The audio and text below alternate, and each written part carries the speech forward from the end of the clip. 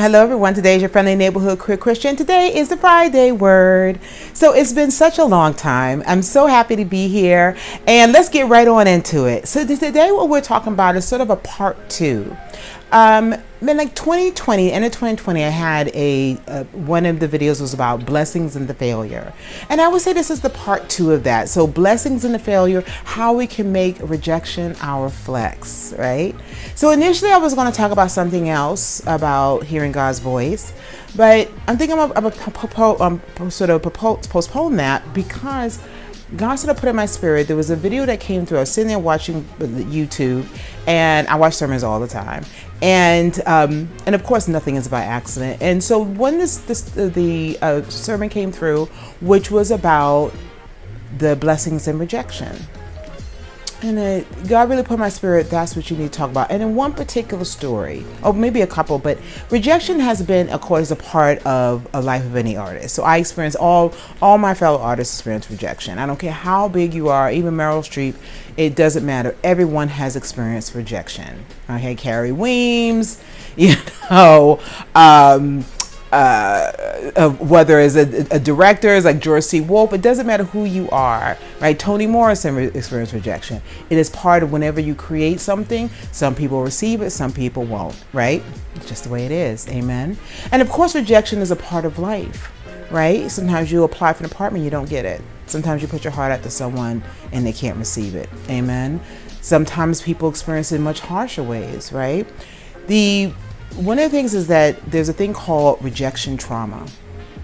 And rejection trauma is basically when you've experienced very intense rejection, particularly children who experience rejection from the parents. That's a very intense form of rejection, right? Many people don't completely always recover from it, right? Rejection from a parent, it can be really vicious childhood bullying, right? All those kind of things can set up some rejection trauma, and rejection trauma can come out in ways of like sort of anxiety, depression, fear. You can't feel comfortable around people. You don't take any chances because there's something in our brain called the amygdala, right? It's like a little almond-shaped area in the brain that stores sort of emotional reactions.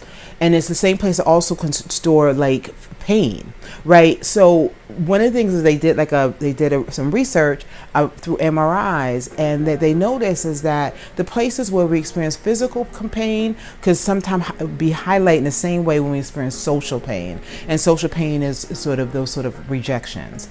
So I share that to say is that rejection is not something simple. It is something that has a huge effect on our life, and it can sort of define how we're going to move in the world. Many people who are like players, who have, multiple partners, who like to play people's emotions for their own needs, are usually people, if you go back and you sort of did a little research, dig a little bit through, they're people who experience rejection. And so instead of processing that rejection, they then inflict it on others, okay?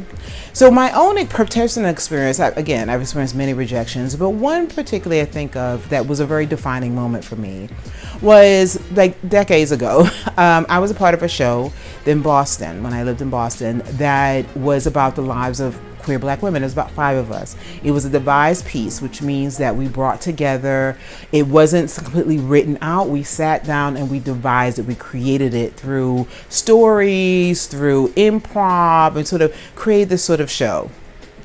Now, when the show was, they initially were having auditions for the show, I actually avoided it because I'd always in my heart wanted to be an actress, but when I was younger, my mother wouldn't allow me to go to what we know as the Fame School, but LaGuardia, and so I just sort of put it out my heart. But it was, of course, still there. And I was sharing it with a girlfriend of mine, and so she, unbeknownst to me, called up the director and told her to have me come in and audition. The woman did. I went in, and I auditioned with a poem. Can you even imagine?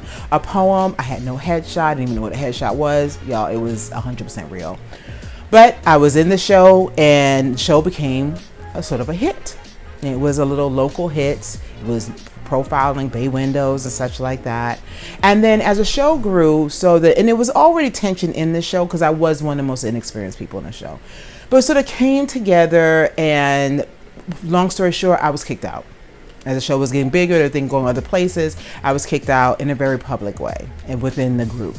And I was told I wasn't, talented and on and on and on. So it was very painful. I won't lie to you, it was very hurtful. And my girlfriend at the time was very helpful during that period. But it was very painful. So, and that's at the same time, because that's just the way it is, I also got fired from a job. So I was loaded down in rejection. Amen. And during that time, the woman who was a director of the show I was a part of, and another woman, the three of us, before this show was about to came to fruition, we were going to do the first female, we were going to do a drag show in Boston. So we ended up splitting, of course, going our separate ways. But during that time, I wasn't doing anything. I was feeling kind of sad. And I was like, well, what else do I have to do? Let me just do the show. I ain't doing nothing. Amen. Now, for a minute, I want to read 1 Peter 5:8 in the Message. Keep a cool head. Stay alert. The devil is poised to pounce and would like nothing better than to catch you napping. Now, I bring that back to that because at that time, like I said, it was very much a low point, right? I'm just giving you a very quick version, but it was very hurtful, right? But stay cool, be alert. And so I feel when God put that in my head, so just go ahead and do it. Because what did I have to lose? I was living with my girlfriend at the time, so I didn't have to really worry about like would I end up homeless or something. Amen. So I went and did the show. So had a group of friends. We sat around, very grassroots. Oh my God, so incredibly grassroots. And one person did this and one person did that. It was, like I said, very grassroots. We didn't know what we were doing. So the first show, it was a mess. It was, I was singing to someone through like, a CD, and then I had like the picture of them up on it was from a magazine. It was 100% real. Amen. But we had like 70 people in the audience. It was cute. It was done. We did the show a second time because everyone's like, oh, we're going to do the next show. And I was like, I don't know. I was just going to do one show. Did another show. We got 200 people. There was a line around the corner. So, albeit to say, we continued to grow. I took some time off from the show, went back, went to conservatory, then started the show again. And in that time, a white Jewish woman, Sue Katz, who was a blessing to us, interviewed me for the show and interviewed some people in the show. And that article ended up going in Color of Change magazine. It ended up going to a magazine in London. It was a blessing to us. But one of the things I take from that was very special to me, she said that one thing that she remarked is that how much the people who worked with me respected me. And I don't take that lightly. And I want to share that because when that rejection happened and it hurt me, right, it was very hurtful. I felt I was at a crossroads, right? Be cool, stay alert. I could have taken that rejection and let it define me. And so use it as a way to one up every person around me. But instead, what I learned from that experience was how I didn't want to treat people. I didn't want anyone to ever walk away from any project I was a part of feeling bad about themselves. I didn't care if they were tech. I don't care if they were volunteer. I worked to make sure I treated every person with respect because of what I experienced. But I wouldn't have known that if I hadn't experienced that rejection.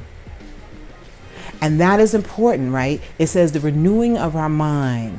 Sometimes we can't let the world define us. It can be painful. It can make you angry, but don't let it define you. In Psalm 37:4, it says, delight yourself in the Lord and he will give you your heart's desire. My show ended up running for 10 years. It ended up running 8 years longer than other show. At the end of our run, we had an audience of 400 people. Right? Again, I don't say that lightly. I take that as a sign to be cool, stay alert. Because if we don't, the devil does not mind to catch us napping. But if we don't nap and we learn and we say, God, you couldn't have done this for no reason. There's something I had to learn from this. And I took that lesson and I'm giving you encapsulated because like I said, it wasn't easy. It was painful. But by the grace of God, it made me a better artist. Amen. All right, everyone. There was no prayer chat will not be tomorrow because taking the summer off. But please join us at my home church, the Church NYC, 265 West 37th Street. services are from 2 to 4, and we'll have a wonderful teaching by Yasha Jackson. Okay, everyone. Mwah. Have a wonderful day.